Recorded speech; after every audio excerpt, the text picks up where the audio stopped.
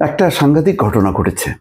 উপদেষ্টা মাহফুজ আলম তিনি সরকারের দায়িত্বে থেকে, মন্ত্রীর পদমর্যাদায় থেকে এবং গুরুত্বপূর্ণ একটা মন্ত্রণালয়ের দায়িত্বে যিনি নিয়োজিত আছেন, সেই তথ্য মন্ত্রণালয়ের দায়িত্ব থেকে তিনি এমন একটা তথ্য ফাঁস করেছেন যা নিয়ে রীতিমতো তোলপাড় হচ্ছে রাজনৈতিক অঙ্গনে।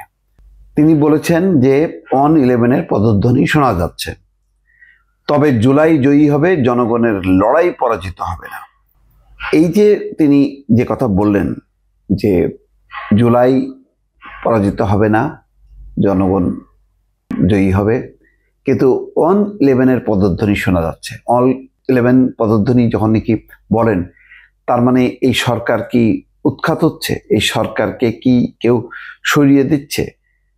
ইঙ্গিতটা যদি খেয়াল করেন 1-11-এর সাথে বর্তমান পরিস্থিতি, তাহলে কি দাঁড়ায়? 1-11-এ একটা সরকার ছিল, ইয়াজউদ্দিনের নেতৃত্বে একটা সরকার ছিল। তারপরে কি হলো? সেনাবাহিনী এসে সেই সরকার পাল্টে দিয়ে একটা সরকার করলো ফখরুদ্দিনের নেতৃত্বে। ইয়াজউদ্দিন তার ক্ষমতা তার কাছে কেড়ে নিয়ে দেওয়া হলো ফখরুদ্দিনকে। এখন তাহলে কি অবস্থা? এখন কে কার ক্ষমতা কেড়ে নিচ্ছে? শাহাবুদ্দিন তো এক ধরনের তিনি বিচ্ছিন্ন অবস্থায় আছেন বঙ্গভবনে। তাহলে কি টার্গেট কি এবার ডক্টর মোহাম্মদ ইউনূস? মানে অনেকগুলো প্রশ্ন এসে যায়। এটাও একটা বড় ধরনের রাজনৈতিক পট পরিবর্তন।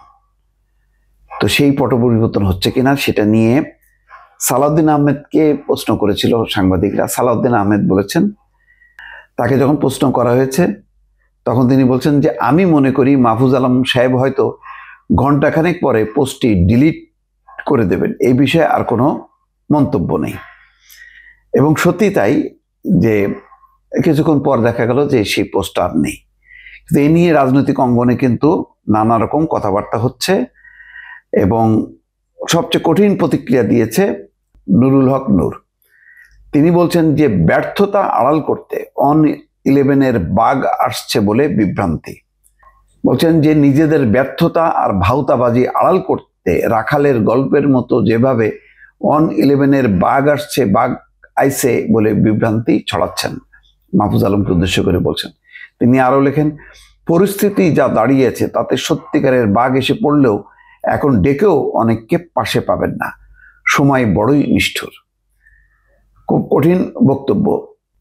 একটা প্রশ্ন আসছে যে এরকম একটা দায়িত্বে থেকে এরকম একটা বক্তব্য কেন দিলেন?